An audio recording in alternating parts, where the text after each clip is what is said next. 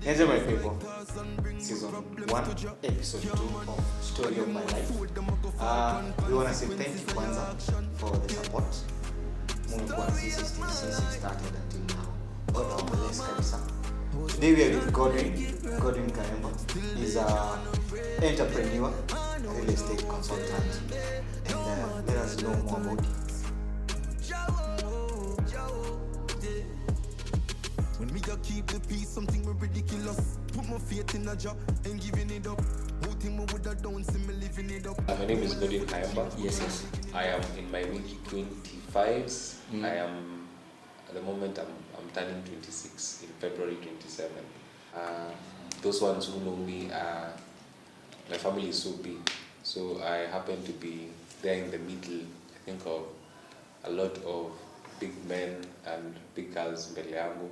And then wananijua sana wanajua my two siblings, Dero and Ian. I live in Nairobi. And also this is where my life and my story begins. How life started ukiwa pale kwa Mtoi, the steps umepitia, challenges umepata, how you coped those challenges and to be who you are today, the process. So I went to a very nice public school in Nairobi. It's called Kasarani Primary. Shout out to us, Kasa. So I was there for 8 good years. I cleared Kasarani Primary. For the 8 years, I went to high school. In Busia County, in a school called Kolanya. Kolanya Boys High School. That is where I schooled. I was there for 4 years, and it was a good journey. What I did in the school that I was in high school, because primary nilikuwa tu msee nimetulia, sikuwa na story mingi. Situlienda primary kusoma. Specifically, kuna jokes, kuna sijui nini. I think because I was so young, and kuna vitu zingine bado zilikuwa zina make sense kwangu. So my life, basically the making and the modeling of my life really happened kiwa high school and campus bado. So in high school I was in the music and the drama team as a normal person in high school. Nilikuwa bado nacheza baki in high school. I was a good it's called what? Point guard. I was a good point guard in high school. Is a message you. So me invested is bano. That was easy. So I think my journey ended the 4 years later. I excelled. Me sikupata A. Yes, but I excelled. I did what I was supposed to do in school. Everything continues. Everything continued. So here you umemaliza primary in Kasarani. Ukatoka Kasarani primary umeingia high school. Then now life after high school tunajuanga somehow inakuanga hard. To some people inakuanga hard.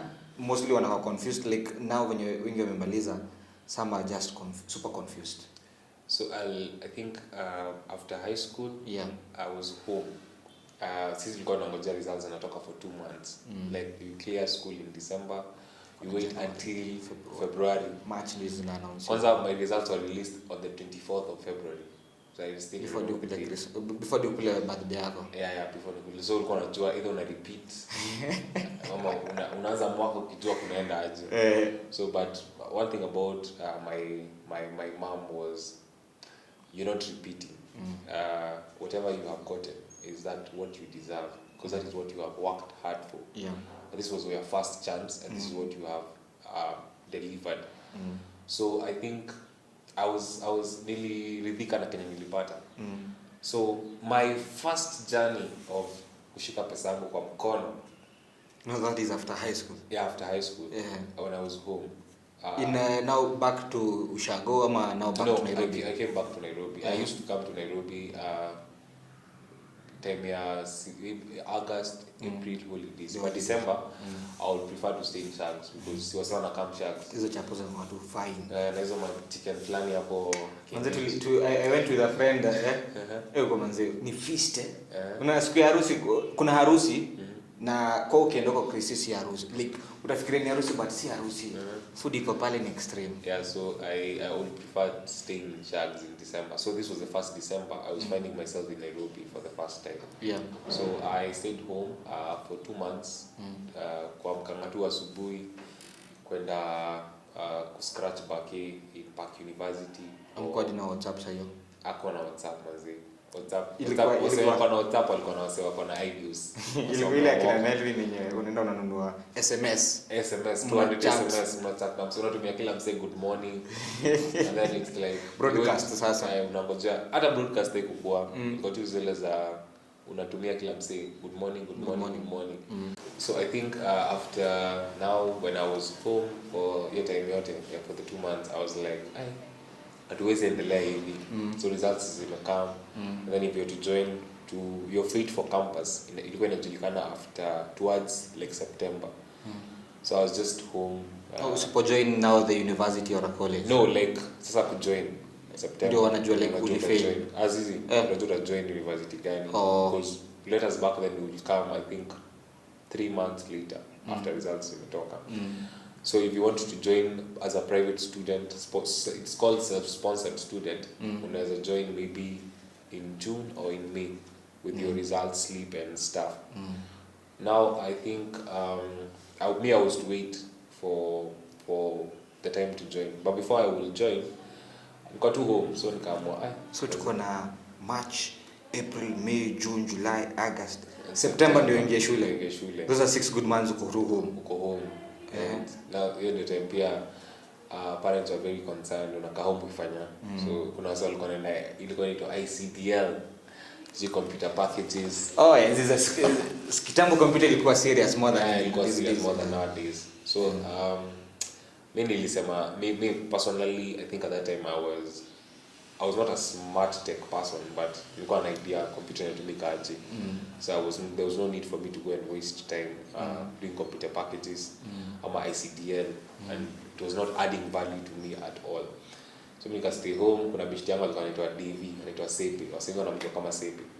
So we were neighbors. So tukasema si tuko home, tuanze busy ya kupika mandazi. So tukaanza busy ya kupika mandazi. I remember we used to wake up at 5 ndio utaget watu wanaenda shule. Watu wao wanaenda shule na pia wale wanaamka asubuhi kunywa briko. But hiyo unga mmetengeneza in the evening jioni. So I remember the first month tulianza nayo biz.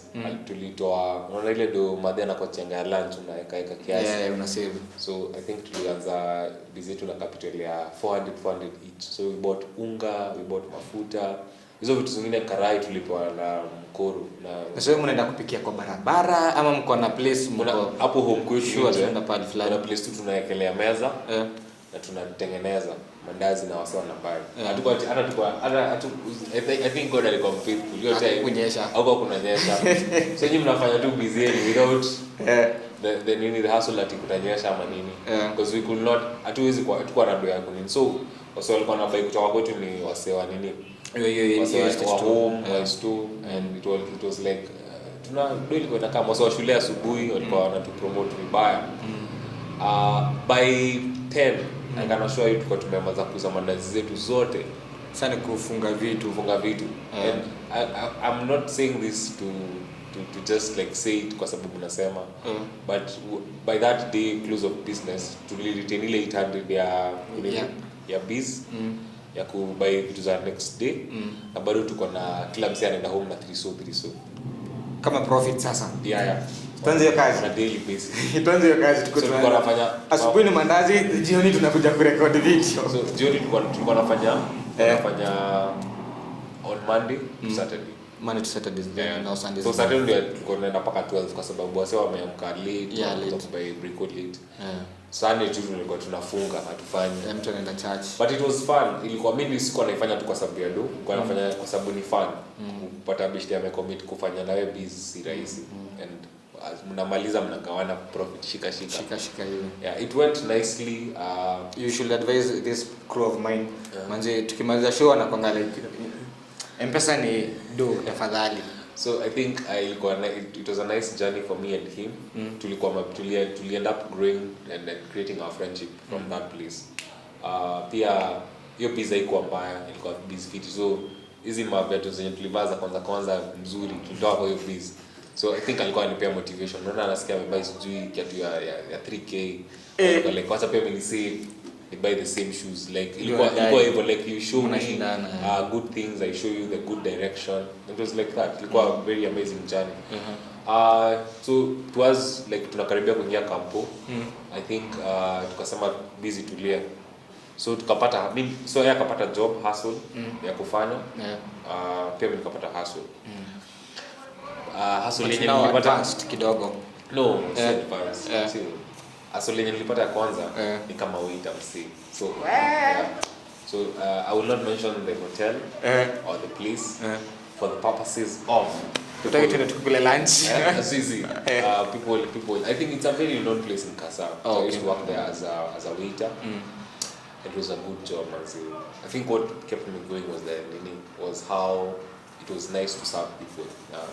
So I come Sundays, watu wanakama familia zao, food, sato food, also wanakuja dates, serve. It was a good experience. Before I joined campus, I was called to do a bachelor's of art in education. Ukuwa mwalimu sasa. Ukuwa mwalimu. But now I think that time there was that wrangle between JAB and KUSPs. So JAB called me to do the bachelor's of art in education, and then KUSP pia course yao. Course ya KUSP was you select a course. So the course that they end up picking for you end up kufanya. So I ended up being picked up to do project management. And KUSP that time walikuwa very scrutinized kabisa. So ilikuwa a diploma course. So we do the KUSP side to chase na diploma sayo. Diploma. So there was that peer concept of mbona unafanya diploma, umeitofanya degree, umekataa, umeisari. But in me, I think what was ringing in the back of my mind was I had someone to support me through this, and someone I could go to and would listen to me. That was my mom. So after KUSP Marisha, joined Kampo, bado job inaendelea. I used to leave shule. The waiter job sasa. Yeah. Night shift ama now the night shift sasa. Night shift sasa. I used to leave school naingia night shift. Natoka shule naingia night shift. Hebu tukumbushe ulikuwa unafanya what diploma in project management. Project management. Yes. So I used to leave school naingia night shift. So it went on for like 6 months and then nikaona it is getting overwhelming. Sababu itabidi nimechagua moja ni job ama ni shule. So I flopped job, nikachana job. I went now fully kabisa student sasa. Sasa nikakuwa student kabisa. Hakuna salo. But unajua at that time my mom is paying the school fees. Pocket money unapewa the normal way, transport asubuhi. But there are things I will do on my own way, like getting my first laptop was for my own self. Hizo vitu za shule hizo zinabai, printing work. If you want to go for lunch maybe with friends, hizo ni vitu mwenyewe unazi utagoja like your mom banga huwezi ambia madheti ni sorts. And pia campus had its own journey, whereby the time of my life where I met new friends, I knew that kuna vitu zinaweza happen different in your life. Nilijua relationship ni vizuri nikiwa kampo. So you ni which campus tunaongelea? KU Cooperative University. I was not in KU. Big Cooperative University. Kuna mse pale kwenye kamera anabambika sababu ya cooperative. Big Cooperative. Hata si cooperative, the Cooperative University. Okay, sawa, the Cooperative Bank. Iko mali ko Karen, si bank ni university. Iko mali ko Karen, and it was a good journey in my life. It built me a lot. The person I am today is because of not just the university I came from, but pia wale walikuwa around my environment. My mentors are people who want to work with you and make sure that you get to the journey of your life. Amazing people who have decided to just show up when you need them. Campus was quite kama kawaida. I was good in some areas, but not good in some areas. So I was supposed to graduate in 2016. I ended up graduating in 2017 because of the whole year. Missing marks, doing nini. Now 2017 was the makeshift of the broader concept of delivering to the current person that I am. I got an internship in 2017 in a place called GTC for 6 months. I was there for 6 months and we were very constructive 6 months. So GTC in a mansion? Geothermal Development Company. Okay. Yeah, so I was a project intern at their organization. It is a government entity that focuses on only geothermal energy peke yake. It's in Nakuru. But I had to shift Nakuru. Yeah, so you are like already umesomea Nairobi, Kasa, came back to Nairobi. Then from now Nairobi umenasa Nakuru. Nimeenda Nakuru. I had to leave Nairobi and go to Nakuru and have like it's another new life peke yako sasa pale. That was the first time nilihama home actually. Yeah, so kuhama home came with its own journey of life. I was comedy is now Pro Max. Yeah. So I used to be at work. You know when you're an intern, utakuwa kazi mob za kufanya. Kazi basic. So any paid internship ama paid internship. Yeah. So the rest of the time, maybe if you're not doing something, you're on YouTube, or you're doing something on your social media platforms, pole here and there. I got the interest to get to learn history. At that time, marketing was the thing. Marketing jobs za marketing zinakam ziko mob, zikuna need ya marketing in the job market. Then our time marketing was like the worst job ever. Ulikuwa unaambiwa, personally when I started marketing, ulikuwa unaambiwa uko serious unataka marketing but unaulizwa manze unajua venye mseo insurance au track. Actually you should tell them more about the marketing part, because everybody thinks when akisikia story ya marketing anafikiria ni insurance. Yeah, so I think my journey about marketing began when I was in Nakuru. Now there's this guy who was setting up a shop. Yeah. That was dealing with real estate purely. Yeah. Wase wa kurent, wase wa kulease. So kama you're in Nakuru and you want to rent out a place, anakusort because akona links anajua say kutoka BNB. So I used to see when you was on a flop kwa hiyo place yake, office yake. It was just like a stand inside West Side Mall in Nakuru. So I was like mbona na maanisha kitu anadui iko na a lot of like kuna need yake in the market. So I was like, hey, let me learn and see. My focus of learning was not to copy what he was doing. Yeah. It was to try out a different thing. So first of all, I was like, nimelearn kenye anafanya. Online watching the concept of the laws and the regulations in our current nation, the renting, the leasing, the property owning. Those are some of the things I wanted to be interested in. So 6 months elapsed. So internship imeisha, so I'm coming back to Nairobi. I came back first of all. You were doing marketing like as a course ama? No, just learning as a side thing. In now the experience part. Yeah, the experience part. So I came back. You were able to balance now the job kwenye uko na. Yeah, and learning because it's only watching on YouTube. Yeah. Now maybe reading documentations from Google. Yeah. Now I think I came back to Nairobi in the mid of December. Yeah. For my graduation and also to settle back home. Yeah. So I came back, settled back home. Yeah, I think I have missed out on something amazing that happened when I was in Nakuru. When I first got to Nakuru, kupata how ilikuwa normal. Imagine your place inakuwa na rentals kweli. I can assure you, I went to work the first day. Na ujuko kula. Ufala yangu, jioni 5 ikifika, I left 5 from Nakuru to Nairobi again. Tulia. Unatoka Nakuru kuja Nairobi. Then asubuhi tena the following day unatoka Nairobi uende Nakuru. You are rich. So that day I was like really choka. So that day in the office there's a friend of mine. We were in the same department. Very youngster. Msee alikuwa amesomea Canada msee. So we just became friends sababu ile we are in the same department, pia kuna yeye pia ni intern kama mimi. And it was like ni aje msee, so ulipata keja, akaniambia alipata keja na akasettle. So that afternoon we had to look for a house. I'm not going back to Nairobi again. Wow.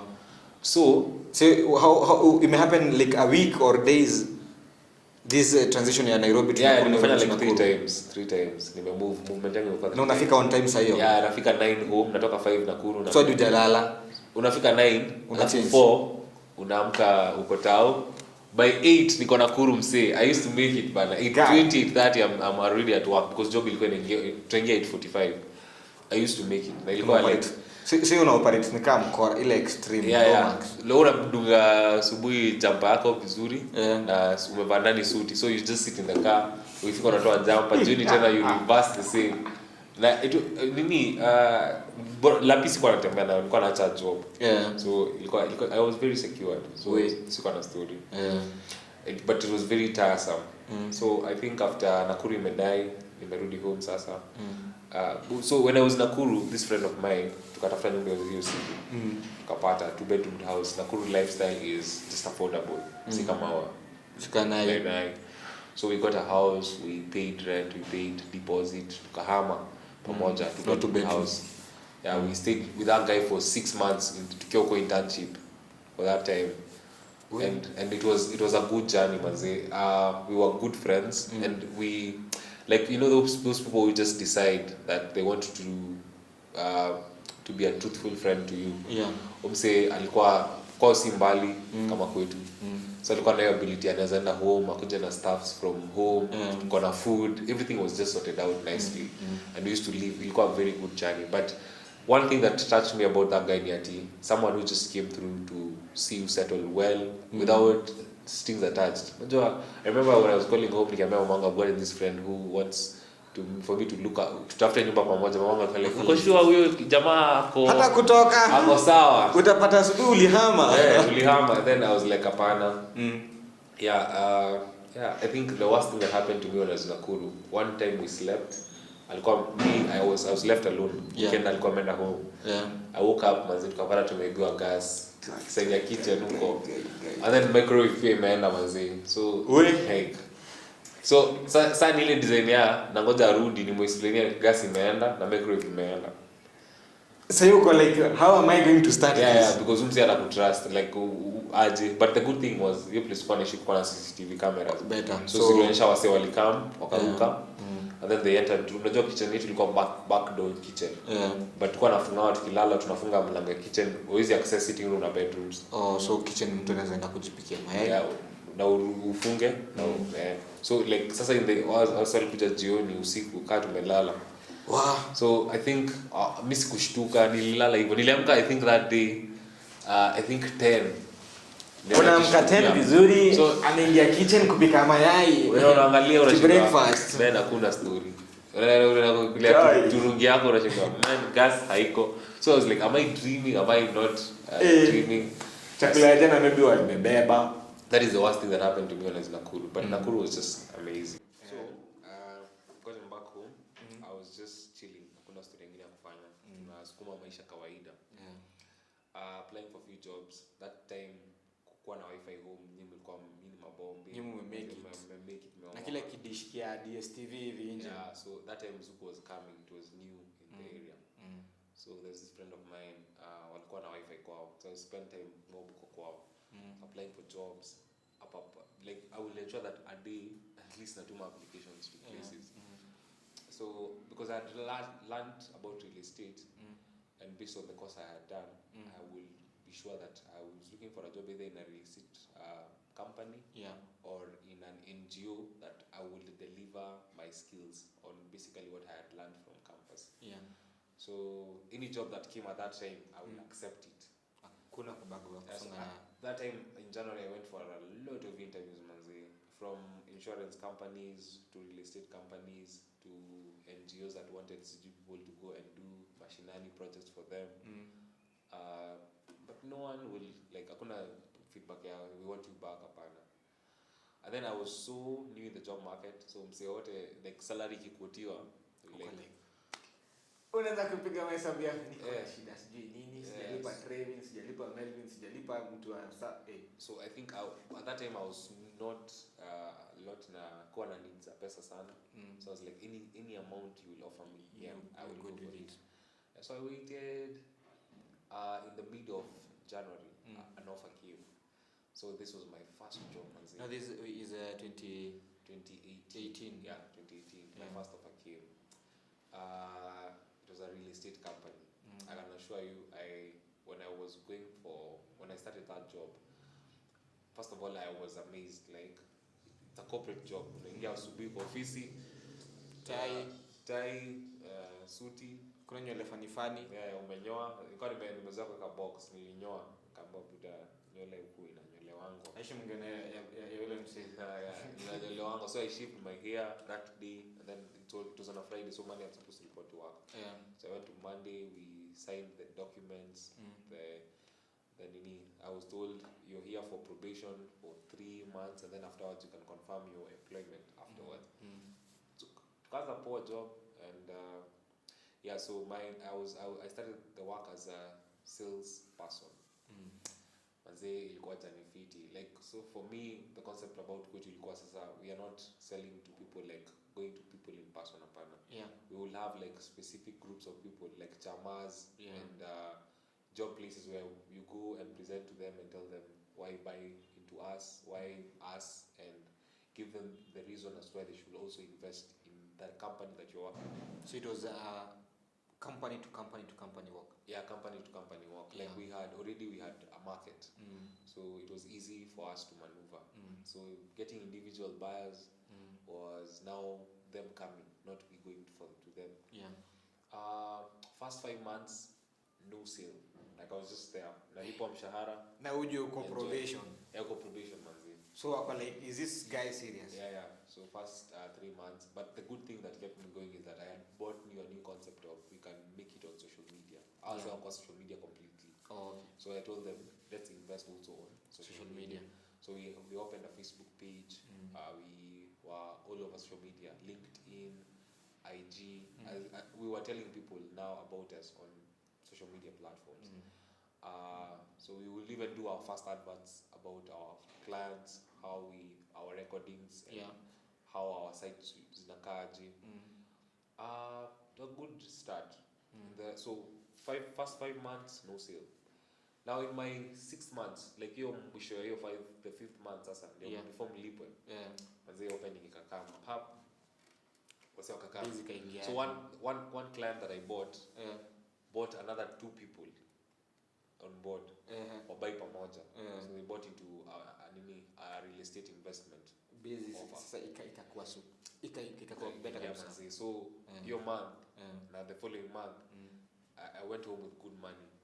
Pesa unaweza na place useme, by the way, you watu wakeza kusema watu wako na do, unaweza kila at least pia mimi niko na do. So it was good money. It was like I think 6 times of my salary. The salary I was getting. Yeah. So kasema, man, let's see how this journey goes. So I fall in love because niliona imeanza kuleta matunda. Ile morale. Let's do this. Yeah, let's do this. Yeah. So 6 months, 7th month bado wasao kakam, like that one opening got another few openings. Like mseko, like I bought from this guy, Entrepreneurial. He's a good person. He knows how to handle his clients. That is what kept me going. I could go my own way to just meet my client in a place that tunaweza kunywa na chai, your story, get to know them, and then before you get to the deal, at least you have known who your clients are. And maybe their take, maybe kuna msesha ikoniwa na unakuja kumwambia hapa story fulani. And that is what I think sales people are getting wrong about. Like, aufai kukutana msee umwambie mimi nauza hii story hapana. Get to know how the person is. Maybe kuna kitu, maybe you're selling the same thing na ujui. Now after sasa 7th month bado vitu ziko sawa. So in my 8th month, man, this place I had applied for a job, I think in 2017. Noko kitambo. Ndio wanataka kukupigia. They called me. They're like, the agent say, can we have time for an interview na wewe? No, you're like, do I go or do I stay? No, I was like, so I had to do my research. Like, the company ni kina nani, maybe ni Macon. Because at that time I'd gotten a lot of con-off job offers. I say, you see, sijui anakuambia Red Cross, and they were just fakes. Kuna hii good example. Kuna hii yenye wanakuanga wamekomboa hall, unafanya interviews the first 2 hours, so walikuwa wameset interview ni this time. So after those 2 hours ukikuja maybe majioni the same place uko like we in the hall ilikuwa imedecorate jina ya kampuni imekuwa viti I mean I'd fallen to a lot of offers that was scams. Because you know numbers to do interviews to but me I never paid any amount. I was like, if you're giving me a job, give me a job. We will pay that money when we have started on the salary now. Yeah. So I got that offer and I was like, hey, what's a new place in Akaji? So the place is somewhere in Parkland. So it's just a place called Parkland. So I went to that place.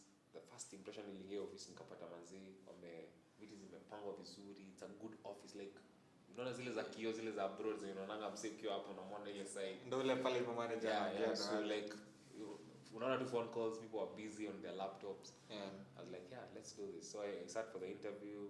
The interview was very simple, like when ni nani, mbona tukuandike, what amount do you expect. So already maybe they had already like researched. Yeah, they want this like, guy they back. had seen my research. They had done a research about who I am. So they told me that they asked me for offers. I told them, you guys, they were like, give us what you want. I told them this is the amount I would want. The same amount that I said is what exactly they gave me. So I was like, mazee ningejua. Ungeka tu just like ungeka pale tu. Niongeza kiasi mazee. Yeah. So I was like, I started work at that place. But now better than the other place. Yeah, it was better than the other place. It was a growth of my my moving forward in career. Yeah, so nilianza job your place. And it was a good journey, manzi. 2018, 2019 was a good transition for me, manzi. Vitu zili change, most zili change. Unafanya job Parklands. Good place. Jina tu Parklands. Menda paki kwa job. Wakati wote unashikia Ngara, unashikia Forest Road. Imagine. Ndivyo mwenda hivi like that meme diversion like divert to different links. Watu wanaenda tu normal life na au wengine wenyewe wanatumia Uber kwa kuna matatu actually. Hakuna matatu. Ni Uber. So it was a good place. Nilianza at a junior level. Grew into pole into 3 ladders. So from an associate to now ningekuwa pia as in I grew to the part where I will sit kama tuna discuss about the company and I sema can I say this. So it was a good journey for me and I loved the journey a lot. It was also a phase where I got a lot of growth in what exactly I wanted to pursue in life. So I also had the opportunity to go back to school part-time and pursue a degree course. Sasa hiyo degree ni mimi nijilipia. Definitely. Sasa kuna huyo mama ako like my son amemade ako pale shamalizana. So very proud I went back again to school to pursue now a bachelor's degree in cooperative business. My specialization area was marketing.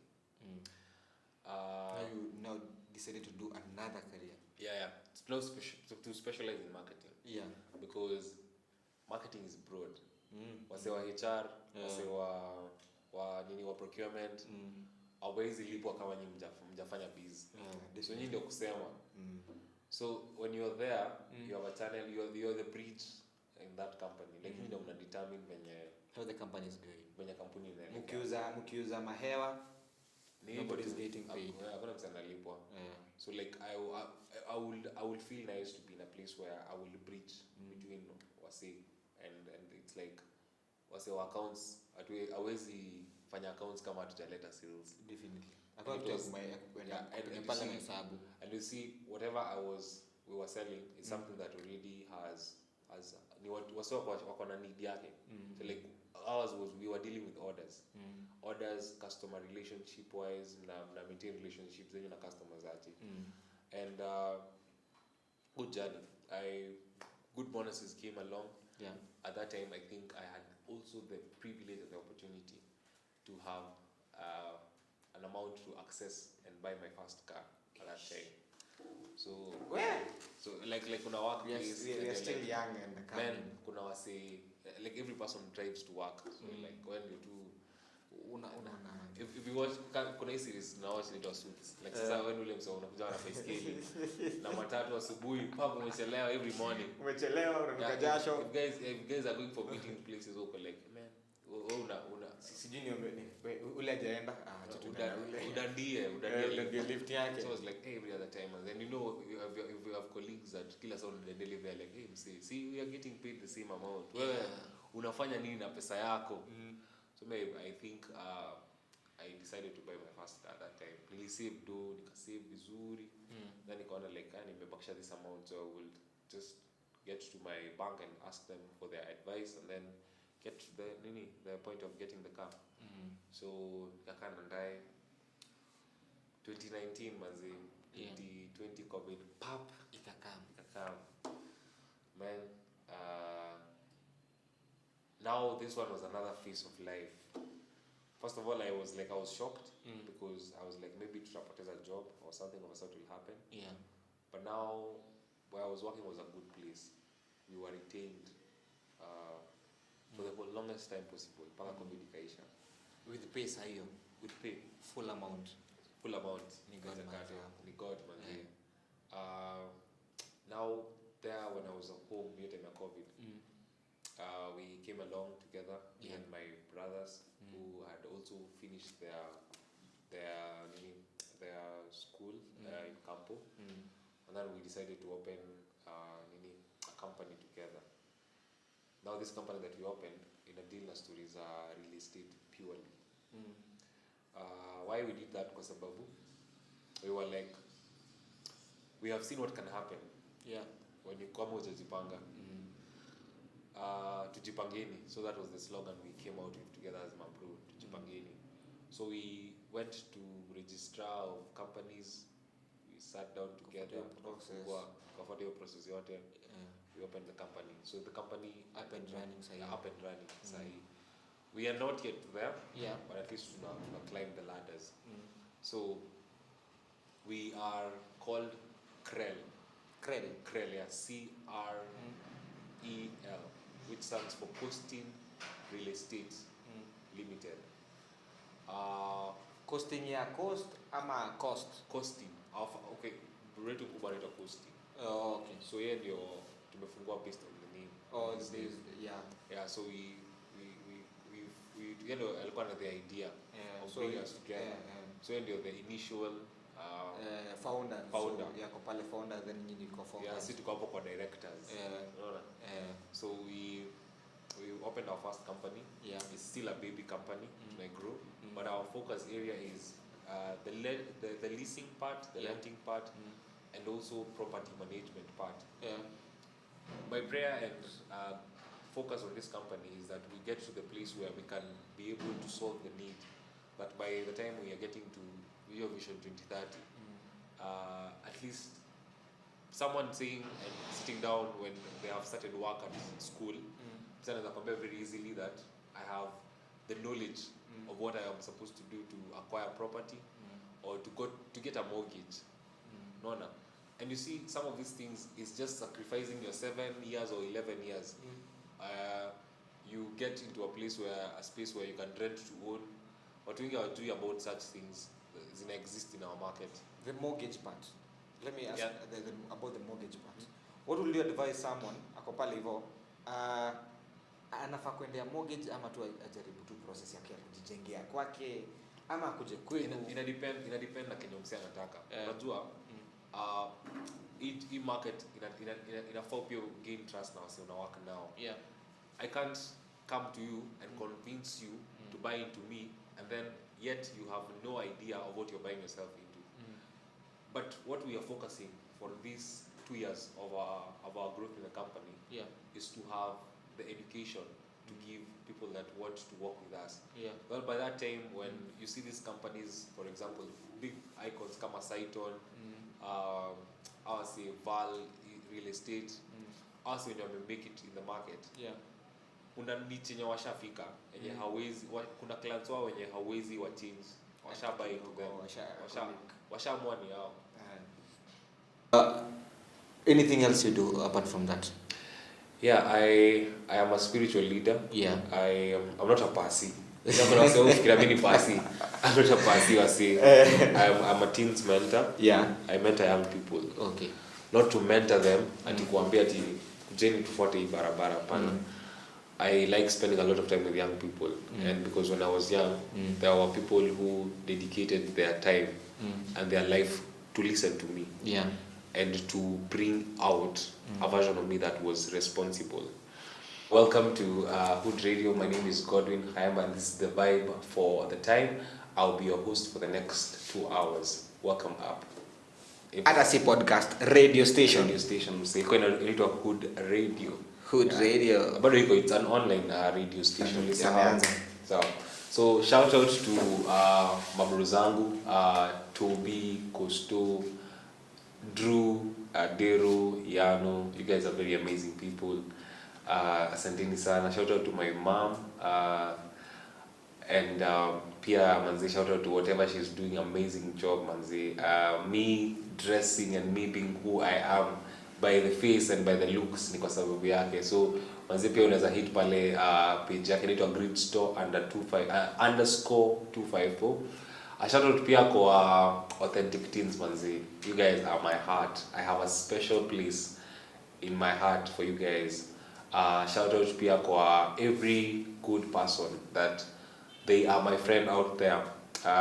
Nawapenda tu sana, and as you will be watching this, and as you will be even thinking on what exactly you should retrace and revisit in your life, manze, happy January, happy 2023 pia. Omoka manze, hauna option. No omoka tu ni option, hakuna kitu kingine. Yep. So grow in your field, grow physically, grow mentally, grow spiritually, and also grow financially. Manze, usiwache na usihate. So you can also follow me manze pale Instagram, pale Facebook. Subscribe to our channel. Majina zangu tu the same, hazijabadilika, ni the same names. So hit that subscribe button pale down, and grow hii form. Next time manze, tutakuwa kwa TV bana. Usituachie hivi, usituache hapo. So we look forward to seeing ourselves grow better and bigger than where we have started. So happy 2023. Naujibamba. Thank you for being here with us. Thank you. It was a pleasure. Asante sana. Yeah, so to the credits on my end, we want to say thank you to W_Clothesline for dressing us, me and the crew. Ukitaka t-shirts, enda tu pale Instagram, W_Clothesline. Waambie unataka t-shirt in Prince Production, nice. And it can be branded in any way you want, at a very affordable price. Sawa? Yeah, I was your one and only host, Dennis Prince, the first man to ride on ahead. But you what time when positivity not visit enough. Spiritually me a war with some invisible stuff. Yeah, them think me crazy but me know what me know. Cause who you think a friend can be the same as a foe. Shoulda call a friend because we no grow. Them only come around to bring you below. You shoulda know in a youth. Story of my life. Oh mama, I was only trying to make it right. Still they tryna break.